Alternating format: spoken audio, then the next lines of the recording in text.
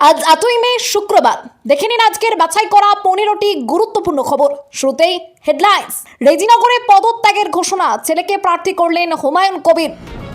চন্দ্রনাথ রথের ঘটনার সঠিক তদন্তের দাবি নওশাদ সিদ্দিকীর। আপনি হারেননি দিদি, আমরা সবাই সঙ্গে আছি। কালীঘাটে মমতার বাড়িতে বৈঠক অখিলেশ যাদবের।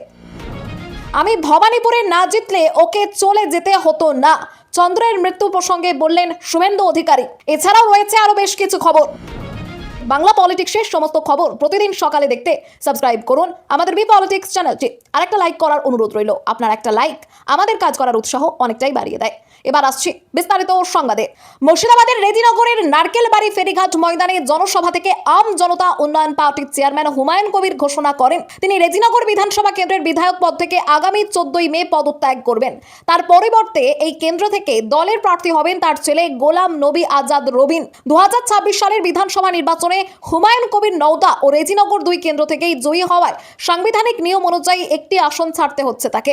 জনসভায় হুমায়ুন দাবি করেন পদত্যাগের 4 মাসের মধ্যে রেজিনগরে উপনির্বাচন হবে। তিনি বলেন রবিন প্রার্থী হওয়া মানে আমি প্রার্থী হওয়া। একই সঙ্গে তিনি মমতা ব্যানার্জি এবং অভিষেক ব্যানার্জি ও বিজেপিকে কটাক্ষ করেন। নতুন দল গঠনের কারণ ব্যাখ্যা করতে গিয়ে হুমায়ুন বলেন তিনি কোনো অমুসলিমের গোলামি করবেন না। পাশাপাশি ঘোষণা করেন আগামী পঞ্চায়েত ও 2029 সালের লোকসভা নির্বাচনে তার দল মুর্শিদাবাদে বড় লড়াই দেবে এবং তিনি বহরমপুর থেকে প্রতিদ্বন্দ্বিতা করবেন। চন্দ্রনাথ রথের ঘটনার সঠিক তদন্তের দাবি নওশাদ সিদ্দিকীর। শুভেন্দু অধিকারীর আত্মসহায়ক চন্দ্রনাথ রথের খুনের ঘটনায় প্রতিক্রিয়া দিলেন আইএসএফ এর বিধায়ক নওশাদ সিদ্দিকী। তিনি বলেন ভোট পরবর্তী হিংসা কোনোভাবেই মেনে নেওয়া যায় না এবং তৃণমূল ও বিজেপি দুই দলেরই কর্মী খুন হয়েছেন। নওশাদের দাবি চন্দ্রনাথ রথের সঙ্গে বিধানসভায় তার দু একবার কথা হয়েছিল এবং তার কোনো ব্যক্তিগত শত্রু ছিল বলে মনে হয় না। এই ধরনের ঘটনা রাজ্যের পক্ষে ভালো নয় বলেও মন্তব্য করেন তিনি।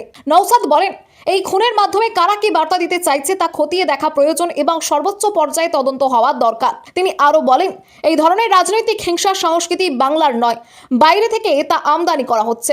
ঘটনায় জড়িতদের কঠোর শাস্তির দাবিও জানান তিনি।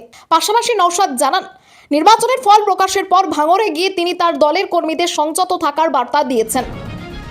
আপনি হারেননি দিদি, আমরা সবাই সঙ্গে আছি। কালীঘাটে মমতার বাড়িতে বৈঠক অখিলেশ যাদবের। বৃহস্পতিবার কালীঘাটে মমতা বন্দ্যোপাধ্যায়ের বাড়িতে দীর্ঘক্ষণ বৈঠক করলেন সমাজবাদী পার্টির প্রধান অখিলেশ যাদব।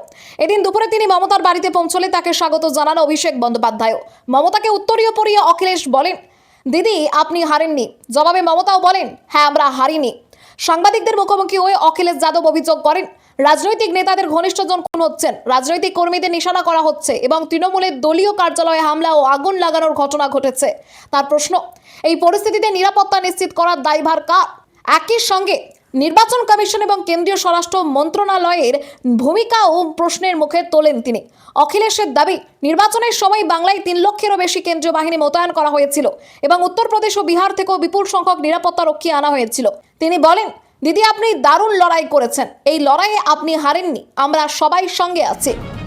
আমি ভবানীপুরে না জিতলে ওকে চলে যেতে হতো না, চন্দ্রর মৃত্যু প্রসঙ্গে শুভেন্দু অধিকারী এই কথাই বললেন। মধ্যমগ্রামে তার আত্মসহায়ক চন্দ্রনাথ রথের হত্যাকাণ্ডের পেছনে রাজনৈতিক আক্রোশ রয়েছে বলে অভিযোগ করলেন বিজেপি নেতা শুভেন্দু অধিকারী। বারাসত হাসপাতাল চত্বরে তিনি দাবি করেন ভবানীপুরে মমতা বন্দ্যোপাধ্যায়কে হারানোর কারণেই এই পরিকল্পনা করা হয়েছে। শুভেন্দুর কথায় একটি নিষ্পাপ শিক্ষিত তরুণকে প্রাণ দিতে হলো কেবলমাত্র সে বিজেপি নেতা শুভেন্দু অধিকারীর আত্মসহায়ক বলে। তিনি জানান চন্দ্রনাথের কোনো অপরাধমূলক অতীত ছিল না এবং সে সক্রিয় রাজনীতির সঙ্গেও যুক্ত ছিল না। ঠান্ডা মাথায় পরিকল্পনা করে এই করা হয়েছে বলেও দাবি করেন শুভেন্দু। ঘটনায় জড়িতদের খুঁজে বের করে কঠোর শাস্তির দাবি জানান তিনি। গুলির ঘটনায় আরও এক ব্যক্তি গুরুতর আহত হয়ে হাসপাতালে চিকিৎসাধীন রয়েছেন। শুভেন্দু আরও জানান খুনে ব্যবহৃত মোটর বাইক উদ্ধার করেছে পুলিশ। একই সঙ্গে তিনি দলের কর্মীদের সংযত থাকার আহ্বান জানিয়ে বলেন ক্ষোভ থাকলেও কারোর বাড়িতে হামলা করা যাবে না। তাদের মতে গুন্ডামি তৃণমূলের সংস্কৃতি হতে পারে, বিজেপি সেই পথে হাঁটবে না। বিধানসভা ভাঙলেন রাজ্যপাল, শেষ হলো মমতা সরকারের মেয়াদ। নতুন সরকারের শপথ গ্রহণের আর দুদিন বাকি থাকতেই পশ্চিমবঙ্গে বিধানসভা ভেঙে দিলেন রাজ্যপাল রবি নারায়ণ রবি। কারণ বিদায়ী মুখ্যমন্ত্রী মমতা বন্দ্যোপাধ্যায় মুখ্যমন্ত্রী পদ থেকে ইস্তফা দেননি। যদিও বৃহস্পতিবারই ছিল তার সরকারের শেষ দিন। ভারতীয় সংবিধানের 174 নম্বর অনুচ্ছেদের 2 নম্বর দফার উপদফা অনুযায়ী ক্ষমতা প্রয়োগ করে রাজ্যপাল এই সিদ্ধান্ত নিয়েছেন বলে মুখ্য সচিব দুষ্মন্ত নারিওয়ালা জানিয়েছেন। এর ফলে 17তম পশ্চিমবঙ্গ বিধানসভার কার্যকালের আনুষ্ঠানিক সমাপ্তি ঘটল এবং 18তম বিধানসভা গঠনের পথ প্রশস্ত হলো। এর আগে মমতা বন্দ্যোপাধ্যায় দাবি করেছিলেন, আমরা কিন্তু হারিনি, আমাদের 100 সিট লুট করা হয়েছে, সেই কারণেই তিনি পদত্যাগ করতে নারাজ বলেও জানান। এদিকে শনিবার রবীন্দ্র জয়ন্তীর দিন ব্রিগেডে নতুন সরকারের শপথ গ্রহণ অনুষ্ঠান হবে। সেখানে প্রধানমন্ত্রী, স্বরাষ্ট্রমন্ত্রী এবং বিজেপি শাসিত রাজ্যগুলির একাধিক মুখ্যমন্ত্রী উপস্থিত থাকবেন। নিরাপত্তার দায়িত্বে থাকবে এসপিজি, কলকাতা পুলিশ ও কেন্দ্রীয় বাহিনী। কলকাতা পুরসভাও কি তবে হাতছাড়া হতে চলেছে তৃণমূলের? বিধানসভা নির্বাচনে বিপুল জয়ের পর পশ্চিমবঙ্গে নিজেদের সংগঠন আরো বিস্তারের দিকে তাকিয়ে বিজেপি। রাজনৈতিক মহলে এখন জল্পনা, রাজ্যের দখলের পর এবার কি কলকাতা পুরসভাও বিজেপির দখলে যাবে? ডিসেম্বর নাগাদ কলকাতা পুরসভার নির্বাচন হওয়ার কথা থাকলেও তৃণমূলের আশঙ্কা ভোট নির্ধারিত সময়ের আগেই হতে পারে। বিধানসভা ভোটে কলকাতা পুরসভার 144টি ওয়ার্ডের মধ্যে 101টিতে বিজেপি এগিয়ে রয়েছে, তৃণমূল মাত্র 43টিতে।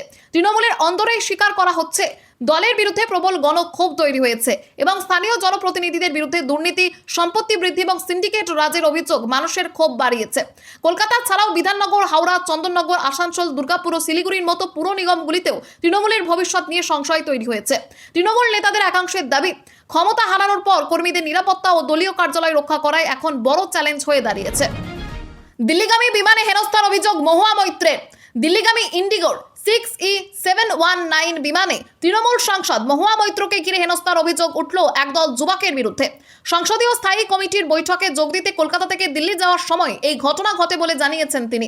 নিজের সোশ্যাল মিডিয়ায় মহুয়া দাবি করেন, বিমানের সামনের সারিতে 1F আসনে বসেছিলেন তিনি। মাঝ আকাশে কয়েকজন যুবক তার দিকে কুৎসিত নজরে তাকাতে শুরু করে এবং বিমান অবতরণের পর তাকে ঘিরে চোর স্লোগান দিতে থাকে। পাশাপাশি গোটা ঘটনার ভিডিও রেকর্ড করা হয় বলে অভিযোগ। মহুয়ার বক্তব্য, এটি কোনো জনরোষ নয়, বরং সরাসরি হেনস্থা এবং তার নিরাপত্তার অধিকারের লঙ্ঘন। তিনি ইন্ডিগো কর্তৃপক্ষকে ট্যাগ করে অভিযুক্তদের চিহ্নিত করার দাবি জানিয়েছেন এবং তাদের নো ফ্লাই লিস্টে অন্তর্ভুক্ত করার আর্জি জানিয়েছেন। ঘটনা প্রকাশ্যে আসতেই রাজনৈতিক মহলে চাঞ্চল্য ছড়িয়েছে। মমতা বন্দ্যোপাধ্যায়, রাহুল গান্ধী, অখিলেশ যাদব ও অরবিন্দ কেজরিওয়ালকেও বিষয়টি জানিয়েছেন মহুয়া মৈত্র। মহাকরণে ফিরছে সচিবালয়, চাঙ্গা হওয়ার আশায় অফিস পাড়া। সরকার বদলের সঙ্গে বদলাচ্ছে রাজ্যের সচিবালয়। নবান্ন থেকে মুখ্যমন্ত্রীর দপ্তর ফের মহাকরণ বা রাইটার্স বিল্ডিং এ ফিরছে। শনিবার নতুন মন্ত্রিসভায় শপথ গ্রহণের আগে রাইটার্সে মুখ্যমন্ত্রী, মুখ্য সচিব ও বিভিন্ন দপ্তরের অফিস সাজানোর কাজ চলছে জোর কদমে। নিরাপত্তাও বাড়িয়েছে লালবাজার। রাইটার্সের সামনে মোতায়েন করা হয়েছে বড় পুলিশ বাহিনী। 2013 সালে মমতা বন্দ্যোপাধ্যায়ের নবান্নে যাওয়ার পর দীর্ঘ 13 বছর কার্যত নিস্তব্ধ ছিল মহাকরণ চত্বর। এবার বিজেপি সরকার আসার পর ফের চাঙ্গা হওয়ার আশায় বুক বাঁধছেন অফিস পাড়ার ব্যবসায়ীরা। খাবারের হোটেল, চায়ের দোকান থেকে জুতো পালিশের কর্মীরা আবার জায়গা নিতে শুরু করেছে রাইটার্সের সামনে। ব্যবসায়ীদের বক্তব্য, বাম আমলে সরকারি অফিস থেকে নিয়মিত অর্ডার মিলত, কিন্তু সচিবালয় নবান্নে চলে যাওয়ার পর থেকে ব্যবসায় মন্দা নেমে আসে। এদিকে ইস্ট ওয়েস্ট মেট্রোর মহাকরণ স্টেশন চালু হওয়ায় এলাকায় নতুন করে হকারও বসতে শুরু করেছেন। ছোট ব্যবসায়ীদের আশা, সচিবালয় ফের মহাকরণে ফিরলে আবার জমে উঠবে অফিস পাড়া। সম্ভাব্য মন্ত্রী কারা? নতুন মুখ্যমন্ত্রী ও মন্ত্রিসভা নিয়ে জোর জল্পনা। রাজ্যে বিজেপির বিপুল জয়ের পর নতুন মুখ্যমন্ত্রী কে হবেন তা নিয়ে রাজনৈতিক মহলে শুরু হয়েছে জোর চর্চা। কেশব ভবনে চলছে টানা বৈঠক। পাশাপাশি উপমুখ্যমন্ত্রী পদ নিয়েও জল্পনা তুঙ্গে। নন্দীগ্রাম থেকে শুভেন্দু অধিকারীর নাম সব থেকে বেশি শোনা গেলেও দলের অন্দরে আরও কয়েকটি নাম নিয়ে আলোচনা চলছে। উপমুখ্যমন্ত্রী পদে অগ্নিমিত্রা পল ও দিলীপ ঘোষের নামও উঠে আসছে।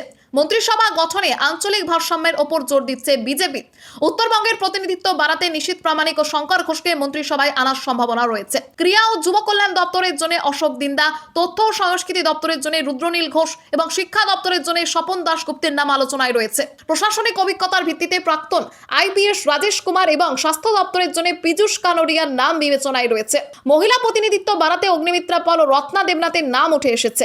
তবে সব সিদ্ধান্তই কেন্দ্রীয় নেতৃত্বের সঙ্গে আলোচনা করেই নেওয়া হবে। 9ই মে ব্রিগেডের শপথ অনুষ্ঠানের দিনই চূড়ান্ত হবে স্পষ্ট ছবিটা। দক্ষিণবঙ্গের 6 জেলায় ঝড় বৃষ্টির সতর্কতা, শপথের দিনেও বৃষ্টির সম্ভাবনা। রাজ্যের 6 জেলায় ঝড় বৃষ্টির পূর্বাভাস দিয়েছে আবহাওয়া দপ্তর। আগামী 2 থেকে 3 ঘন্টায় দক্ষিণবঙ্গের হাওড়া, হুগলি, পূর্ব বর্ধমান, মুর্শিদাবাদ, বীরভূম এবং পশ্চিম মেদিনীপুরের জেলায় বজ্র বিদ্যুৎ সহ মাঝারি বৃষ্টি থেকে ঝড়ের সম্ভাবনা রয়েছে। ঘন্টায় 60 থেকে 70 কিলোমিটার বেগে দমকা হাওয়া বইতে পারে বলে সতর্কতা জারি হয়েছে।